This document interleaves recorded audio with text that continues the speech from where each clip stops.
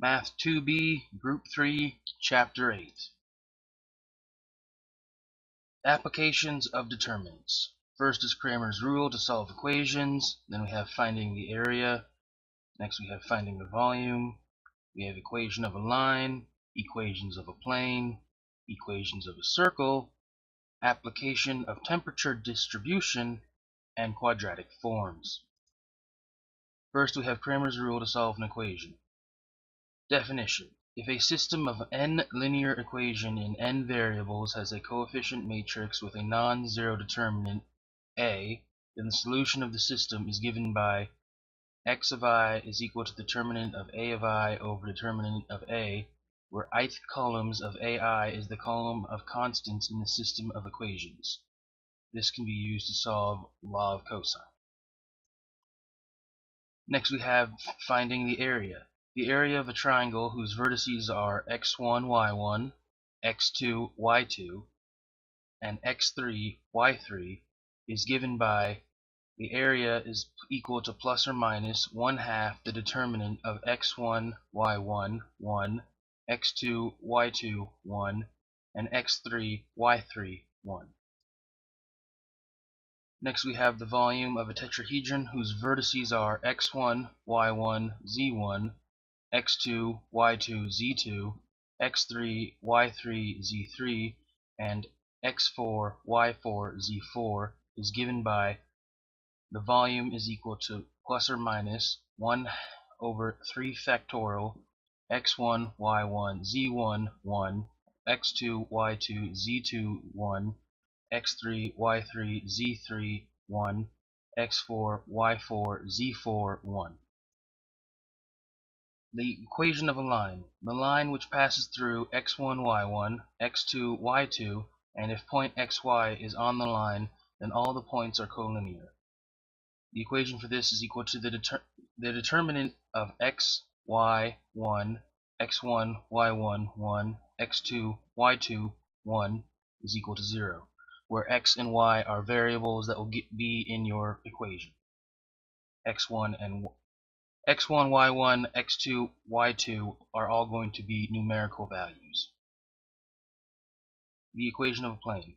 The plane which passes through the points x1, y1, z1, x1, x2, y2, z2, and x3, y3, z3, and if the point xyz is on the plane, then all points are coplanar, has the equation the determinant of x, y, z, 1, x1, y1, z1, 1, x2, y2, z2, 1, x3, y3, z1, 1 is equal to 0. Once again, x, y, and z will just be variables for the equation. The equation of a circle. Given 3 points x1, y1, x2, y2, and x3, y3 in a plane, the equation of a circle is the determinant of x squared plus y squared, x, y, 1, x1 squared plus y1 squared, x1, y1, 1, x2 squared plus y2 squared, x2, y2, 1, and x3 squared, y3 squared, x3, y3, 1 is equal to 0. Application to temperature distribution.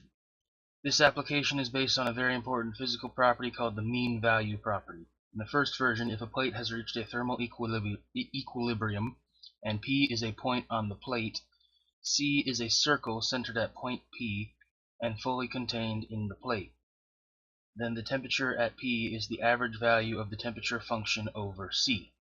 In the second version, if a plate has reached a thermal equilibrium and P is a grid point not on the boundary of the plate, then the temperature at P is the average of the temperatures of the 4 closest grid points to P. Here's an example. Let us start with a grid with 4 interior points and let x1, x2, x3, and x4 be the temperatures at these 4 points. So you have 20, 25 on this wall, 20 on this wall, 30 on this wall, and your x1, x2, x3, and x4. By the second version of the mean value property, we have the following system of linear equations. x1 is equal to the two constants plus the two adjacent variable points over 4. x2 is equal to the two constants plus the two variables over 4. x3 is equal to its two constants plus its two local variables over 4. And then x4 is also equal to its two constants plus its two variables over 4. You then separate the parts of the equation so that you have all the x's on one side and all the constants on the other. This then forms a matrix of the system ax is equal to b, where a is equal to the coefficients of the variables, x is equal to the unknown constants that you're solving for, and b is equal to the constants that you had from the system of equations. X is called the vector of equilibrium temperatures. The solution for the above system is then x is equal to A inverse of B, given that A is a non-singular matrix. So you then take A, find the inverse, and then multiply that by B, which was your constants, and that will give you your unknowns. Quadratic forms. I'm not reading that. In pre-calc course, we have learned when b, the coefficient of the cross term, is not 0, then the conic section is rotated with some angle. We have had a formula to calculate the angle of rotation. Tangent 2 theta is equal to b over a minus c. The quadratic form can be written as matrix of xy, matrix of a, b over 2 c, matrix xy, plus matrix de, matrix xy, plus f is equal to 0. Now we will find the angle with the help of the transformation matrix. For 2D, a is equal to a, b over 2 c, and for 3D, a is equal to a, d over 2 e over 2 d over 2 b, f over 2 e over 2 f over 2 c. Find the angle of rotation for 7x squared minus 6 root 3 xy plus 13y squared minus 16 is equal to 0. So we start with the previous matrix that we mentioned, so that matrix A is equal to 7, negative 3 root 3, negative 3 root 3, 13. And then find the eigenvalues. Lambda 1 is equal to 4, and lambda 2 is equal to 16. So the quadratic form under the transformation becomes 1 over 4 x prime squared plus 1 over 1 y prime squared is equal to 1. Because you have f over here, that 1 would be equal to 16, and then these would be equal to their values, but you divide everything by 16, so you get the 1 over 4 and the 1 over 16. So here the cross term disappeared, and this is an ellipse in x and y coordinate system. Now let's see the steps to solve this equation. Find all the eigenvalues and eigenvectors. So x1 eigenvector is root 3 over 1, and x2 eigenvector is negative 1 root 3. You then orthonormalize, so you get root 3 over 2 and 1/2, and then negative 1/2 root 3 over 2. You then use those parts to construct an orthogonal matrix. So you get the root 3 over 2, 1/2, negative 1/2, root 3 over 2. You then set this equal to the orthogonal matrix P with the rotation matrix cosine, negative sine, sine, cosine to find the angle of rotation. In this case, cosine is theta is equal to root 3 over 2, sine theta is equal to 1/2, so theta must be equal to pi over 6. This will be the angle that the object is rotated. Next we have least square regression analysis. We are given the points negative 2, negative 1, 1, 0, 1, negative 1, 0, and 2, 2. We know that matrix Y is equal to matrix X times matrix A, where matrix Y is equal to negative 1, 0, 0, 2.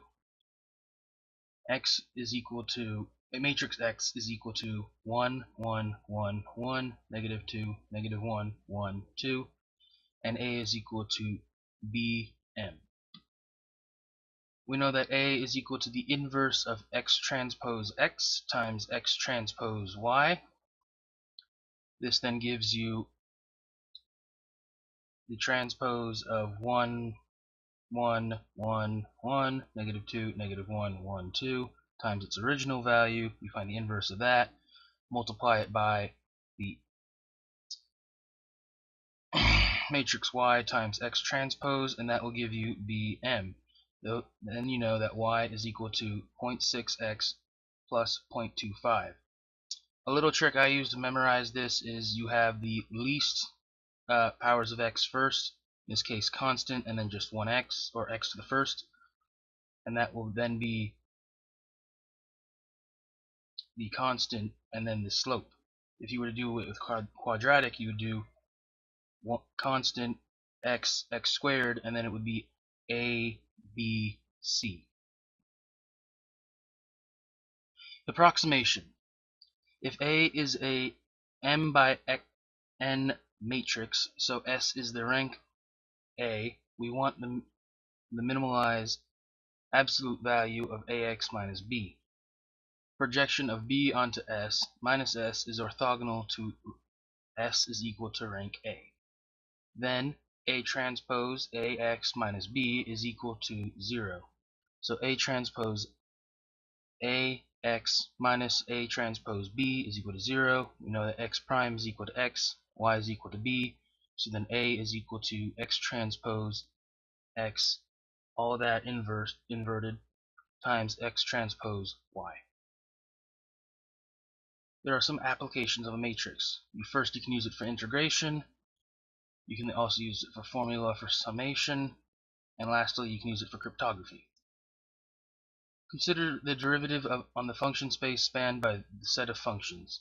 In this case, b is equal to e to the x e to the x squared e to the x, and x cubed e to the x. Now we can find the derivative of each of these functions, so that e to the x is e to the x e to the x is equal to e to the x plus x e to the x. The derivative of x squared e to the x then becomes 2x e to the x squared e to the x. Derivative of x cubed e to the x is equal to 3x squared e to the x plus x cubed e to the x. And then we find the matrix that represents this linear operator, with b being equal to the bases that we chose previously. So e to the x then becomes 1, 0, 0, 1, 0, 0, 0. E to the x plus x e to the x then becomes 1, 1, 0, 0. 2x e to the x squared plus x squared e to the x then becomes 0, 2, 1, 0, and 3x squared e to the x plus x cubed e to the x then becomes 0, 0, 3, 1. You then combined all of those vectors into a 4x4 matrix, one for each of the bases, so there you go. You then find the inverse of the matrix. You can then find the integral operator, because this was for the derivative, so this will then be for the integration. Example, we have the integration of 5 e to the x minus 7x e to the x minus 9x squared e to the x plus x cubed e to the x dx. For the order that we have in the matrix, they have to also be in that order. So for this, we have the inverted matrix of 1, negative 2, 2, negative 6, 0, 1, negative 2, 6, 0, 0, 1, negative 3, 0, 0, 0, 1, times the coefficients of the equation based on the bases. So you have 5, negative 7, negative 9, and 1. That will then give you the coefficients of the new equation, the integrated equation, in those bases. So then that becomes negative 12 e to the x, 17x e to the x, negative 12 x squared e to the x, and 1 x cubed e to the x, and then your constant, because this is integration over a non-definite integral. Formula for summation. We have learned the proof of the following sums in pre-calculus class, where 1 to n of I is equal to 1 to n of I squared, and so on and so forth. Take a few minutes to write the RHS of them. If we let a of n equal to 1 to n of k to the r, then an minus 1 is equal to n to the r. Find the summation we have to solve the recurrence relation. An minus 1 is equal to n to the r, where r is any real number. If we choose the basis of b is equal to 1, n to the various powers, and so forth, there will be a problem since 1 is the kernel of the linear transformation an minus 1. To avoid this, then an minus 1 is equal to nr plus 1, and then the bases become n squared, n cubed, so on and so forth. T of n is then equal to n times n minus 1 is equal to n. T of n squared is equal to n squared minus n minus 1 squared, which is then equal to negative n plus 2n squared. T n to the cubed is equal to n times n cubed minus n minus 1 cubed. That then is equal to n minus 3n squared plus 3n cubed. You continue this on until you get to t of n to the 8th is equal to n times n to the 8th minus n minus 1 to the 8th, which is then equal to negative n plus 8n squared minus 28n cubed plus 56n to the 4th minus 70n to the 5th plus 56n to the 6th minus 28n to the 7th plus 8n to the 8th. From the explanation in the previous slide, we find the below, where each of these is the coefficient of the t for their corresponding value. So you have t of n squared, n cubed, so on and so forth till you get to n to the 8th. You then find the inverse of that matrix and apply it accordingly. Next we have cryptography. First, you assign a number to each letter of the message. Convert this string of numbers into a new set of numbers by multiplying the string by a non-singular matrix of our choice. This new set of numbers represents the code's message. To decode the message, we take the string of coded numbers and multiply it by the inverse of the matrix to get the original string of numbers. Finally, by associating the numbers with their corresponding letters, we obtain the original message. If you and a friend are encoding your message, you both want to know, the guy encoding the message wants to know what the matrix is, and the other guy wants to know the inverse. For our example, use the matrix A is equal to 1, 2, 1, 3 to encode the message attack now. You set it up so A is equal to 1, B is equal to 2, so on and so forth until you get the whole alphabet. We divide the letter of the message into groups of 2, assign the numbers from the previous chart. A T is equal to 1, 2, TA is 21, CK is equal to 311, so on and so forth, with the blank space, in this case just being an actual space, being 27. Rinse and repeat for all the letters. To encode, we multiply each 2 by 1 matrix by the given matrix A, so 1, 2, 1, 3 times 120 then becomes equal to 4161. Do the same for all of these, so this is now the encoded message of attack now. And then later to decode, we use the inverse of the matrix, so inverse of matrix A is equal to 3, negative 2, negative 1, 1, and then multiply by each of those encoded parts, so that 3, negative 2, negative 1, 1 times 21, 26 is equal to 11, 5, and then you match that with its corresponding letter. Simplex method for maximization and minimization. Here is Mosh's cookbook for the thing. I'm not reading that. You have it in your notes. Go look it up if you're not familiar with it. Here's an example for maximization. Nikki holds 2 part-time jobs, job 1 and job 2. She never wants to work for more than a total of 12 hours a week. She has determined that for every hour she works at job 1, she needs 2 hours of preparation time, and for every hour she works at job 2, she needs 1 hour of preparation time. And she cannot spend more than 16 hours for preparation. If she makes $40 an hour at job 1 and $30 an hour at job 2, how many hours should she work per week at each job to maximize her income? So first we set up the problem. We set it up in relation to its constants, its restraints, and all of those variables. So we let x1 equal to the number of hours that Nikki will work at job 1, x2 is the number of hours per week Nikki will work at job 2, and then we set the customized maximized variable as z. You can use whatever you want, but we're going to use z because reasons. The problem is formulated in the same way as we did in the last chapter, so that z is equal to 40x1 plus 30x2. x1 plus x2 is less than or equal to 12. 2x1 plus x2 is less than or equal to 16. x1 is greater than or equal to 0, and x2 is greater than or equal to 0. We convert the inequalities to equations. This is done by adding one slack variable for each inequality. For example, to convert the inequality x1 plus x2 is less than or equal to 12 into an equation, we add a non-negative variable y1, and we get x1 plus x2 plus y1 is equal to 12. Each of these slack variables will be independent, and you can use whatever variable you want. I like using e just because. Here the variable y1 picks up the slack, hence the slack variable name, and it represents the amount by which x1 plus x2 falls short of 12.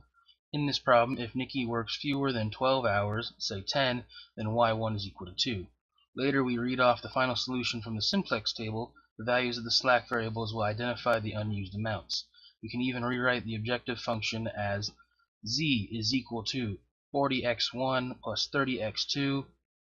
Z is equal to that, then becomes z minus 40x1 minus 30x2 is equal to 0. Once we add the slack variables, our objective function is as I read above, and then the new constraint equations become x1 plus x2 plus y1 is equal to 12, 2x1 plus x2 plus y2 is equal to 16, x1 is greater than or equal to 0, x2 is greater than or equal to 0. We don't need to put slack variables into the last part because we don't need to actually solve for what those variables will be. The only time it comes up is if your optimization says that those variables have to be negative for it to be optimized, in which case you just set it equal to 0 and rework it using the same variables as before. But then x1 or x1 and x2 would then be equal to 0. You can solve it from there. So we then construct an initial simplex table, write the objective function at the bottom row. Now that the inequalities are converted into equations, we can represent the problem into an augmented matrix called the initial simplex table as follows. So you have the first one with y1 being the first slack variable, you have the second equation with y2 being the second slack variable, and z being your objective. Notice you got a nice, very nice identity matrix there with the constants that you're trying to maximize in relation to, and then the z, which was positive, minus negative 40x1 and minus x30x2. Here the vertical line separates the left-hand side of the equations from the right side. The horizontal line separates the constraints from the objective function. The right side of the equation is represented by the column C. The reader needs to observe that the last four columns of this matrix look like the final matrix for the solution of the system of equations.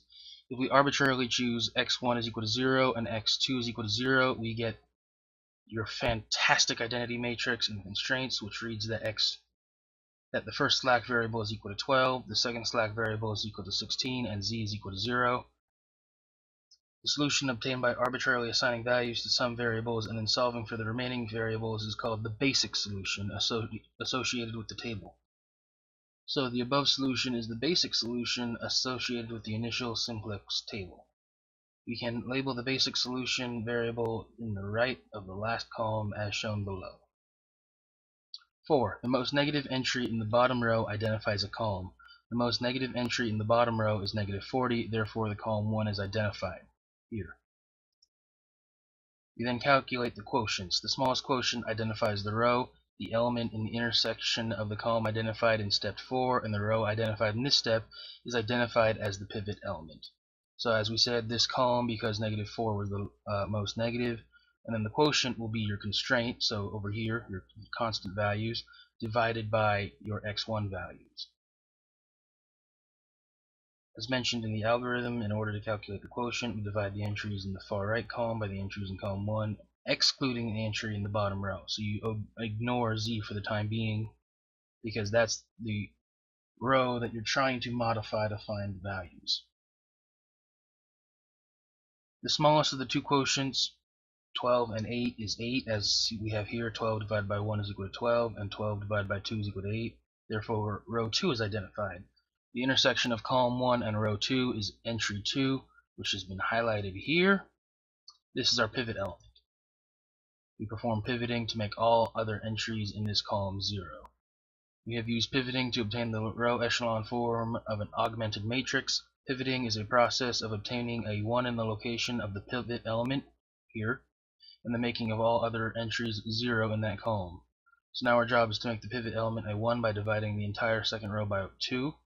The result is as follows. To obtain a 0 from the first entry above the pivot element, we multiply the second row by -1 and add it to row 1, so that x1 in the first row becomes 0, as seen here. To obtain a 0 in the element below the pivot, we must multiply the second row by 40 and add it to the last row. That gets you this new row down here.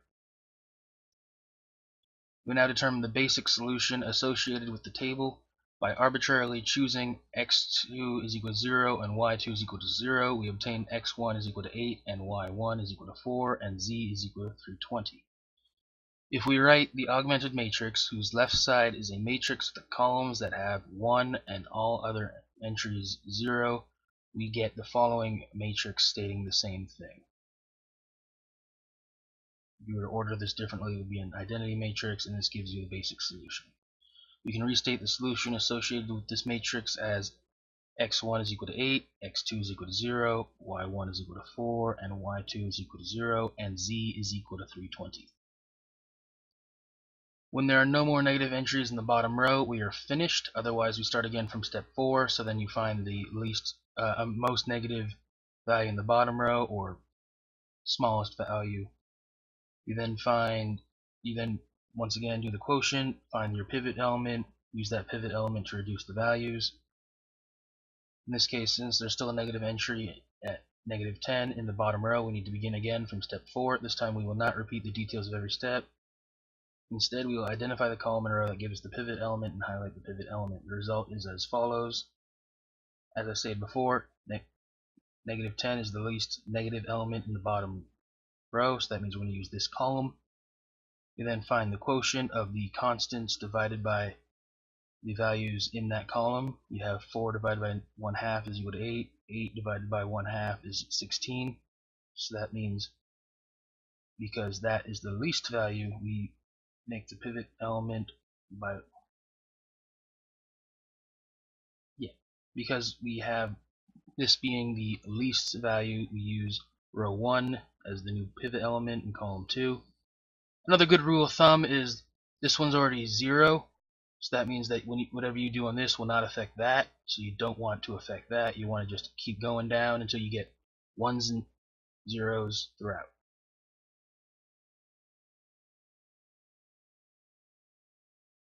Now to make all other entries as 0s in this column, we first multiply row 1 by -1/2 and add it to row 2, then multiply row 1 by 10 and add it to the bottom row.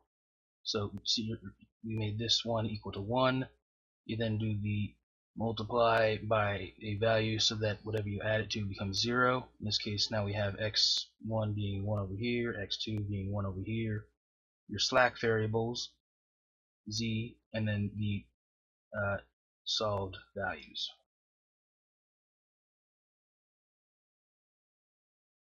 Last step, read off your answers. We now read off our answers. That is, we determine the basic solution associated with the final simplex table. Again, we look at the columns that have a 1 and all other entries 0. Since the columns labeled y1 and y2 are not such columns, we arbitrarily choose them to be y1 is equal to 0 and y2 is equal to 0. Those are because they're the slack variables, we can just make them 0. And that gives us our final table of x1 is equal to 4, x2 is equal to 8, and z is equal to 40. The final solution says that if Nikki works 4 hours at job 1 and 8 hours at job 2, she will maximize her income to be $400. Since both slack variables have been changed to 0, that means she would have used up all the working time as well as the preparation time, and none will be left.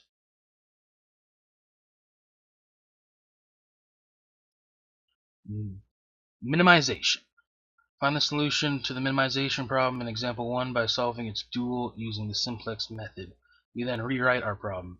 Z is equal to 12x1 plus 16x squared. X1 plus x2 is greater than or less than 40, greater than or equal to 40.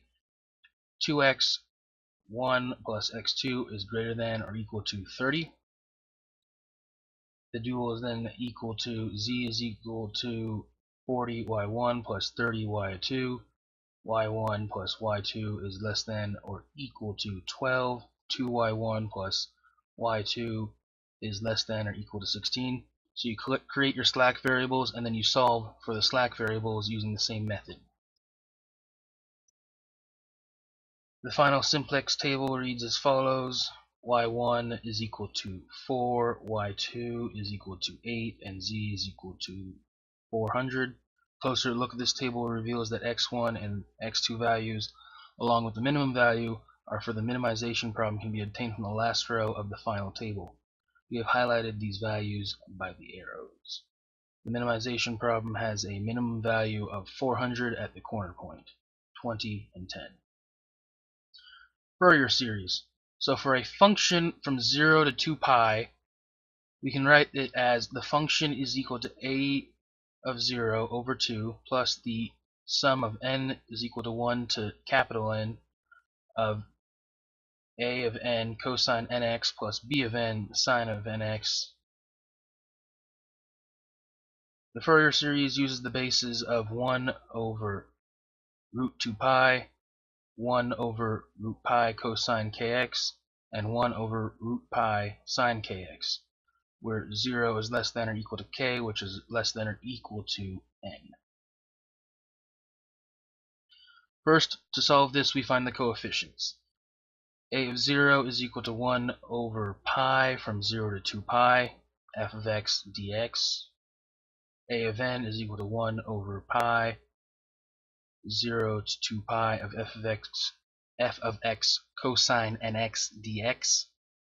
B of n is equal to 1 over pi, 0 to 2 pi f of x sine nx dx. We then expand those parts of f of x is equal to x squared of 0 to 2 pi. So then we just plug it in and solve, man. A of 0 is equal to 1 over pi, 0 to 2 pi of x squared dx. That then becomes 8 pi squared over 3. So that means a of 0 over 2 is equal to 4 pi squared over 3. You then take a of n is equal to 1 over pi, 0 to 2 pi, x squared cosine nx dx. And then we use integration by parts twice to get that is equal to 4 over n squared. You then do b of n is equal to 1 over pi of 0 to 2 pi x squared sine nx dx. We use integration by parts twice, plug in the values, and get negative 4 pi over n, so that f of x is equal to x squared, which is equal to 4 pi squared over 3 plus the sum of the infinite series of 4 over n squared cosine nx minus 4 pi over n sine nx. We then compare that to the graph of the original. So we have f of x is equal to x squared here, and then we have our Fourier series of 1 to 6. As you can see, they're relatively close for their range. It's important to note that at the beginning of it and at the end, it shoots up or below at the boundary. You cannot get rid of it. Even if you add multiple sines and cosines, you do not get rid of that jump. All you do is make it narrower. This is known as Gibbs phenomenon. Next, for the half range. The half range is where you would take the function and cut it in half and then mirror it over where you cut it in order to make it an even function. Sine would be for odd functions, cosine would be for even functions. So by doing it as only an even function, you only need to have cosine in your final solution. For example, we're going to show that for x pi minus x from negative pi to pi, the Fourier series is pi squared over 6 minus cosine 2x minus 1/4 cosine 4x plus 1/9 cosine 6x, so on and so forth. So a of 0 is equal to 2 over pi from 0 to pi, f of x dx. You then plug in your f of x so that it becomes 2 over pi, 0 to pi of x, pi minus x dx. You plug in the values, which are 0 and pi, and that gives you your final solution of pi squared over 3. As I mentioned before, because this is only an even function, b of n, which would be the coefficient of sine, is equal to 0, and then a of n is equal to 2 over pi, 0 to pi of f of x cosine nx dx, which is equal to 2 over pi, 0 to pi, x, pi minus x, cosine nx dx.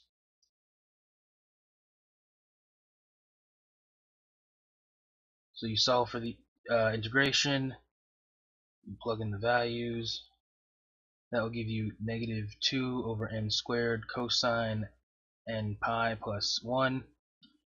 You know that cosine n pi, depending on what value of n is, will either be positive 1 or negative 1. So then we set that up to be more usable in the infinite series, so it becomes negative 2 over n squared times 1 plus negative 1 to the power of n, so that as n increases, you'll get an alternating pattern of negative 1 and 1. So when n is even or equal to 2k, a of n is equal to negative 4 over n squared, and when n is equal to 2k plus 1, if it's odd, a of n is equal to 0. So f of x is equal to pi squared over 6 plus some even value to n of negative 4 n squared cosine nx. You plug in a few of those values, and that gets you pi squared over 6 minus cosine 2x plus 1/4 cosine 4x plus 1/9 cosine 6x, so on and so forth. For our second example, we're going to show that the Fourier series for x pi minus x is equal to pi over 8 minus sine 2x minus 1/4 sine 4x plus 1/9 sine 6x. We know that b of n is equal to 2 over pi, 0 to pi of f of x sine nx dx.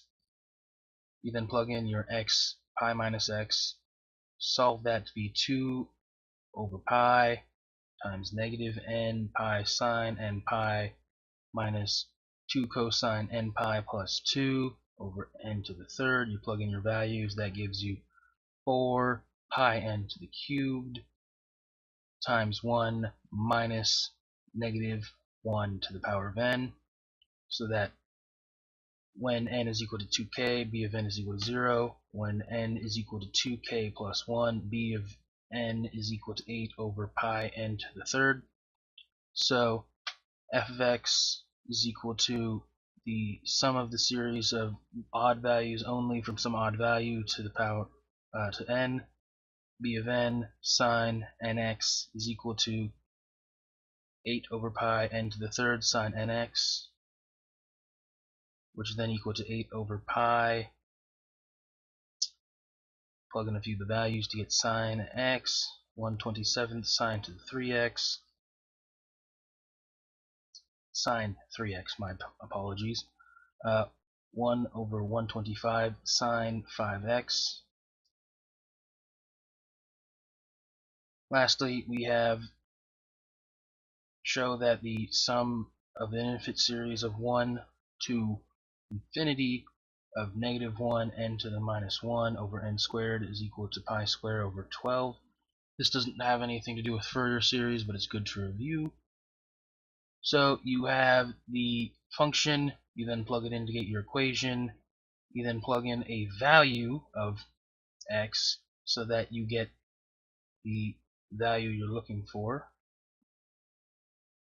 So in this case, you plug in x is equal to pi over 2. So pi over 2 minus pi over 2 is equal to pi squared over 8 minus sine of pi over 2 minus 1/24, 3 pi over 2. That will then become the sum of an infinite series of negative 1 n to the minus 1, 2n minus 1 to the third, and then because you know how this behaves, that becomes pi to the third over 32. Next we have the sum of an infinite series of 1 to infinity of 1 over n squared is equal to pi squared over 6. Once again, you have your initial equation, you have the series that you solved for earlier. You then choose a value of x so that you get the equation that you're looking for.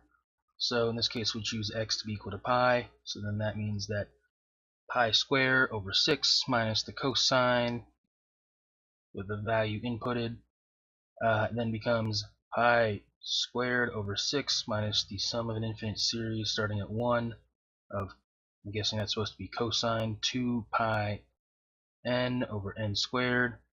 This then shows that the infinite series of starting at 1 of 1 over n squared is equal to pi squared over 6.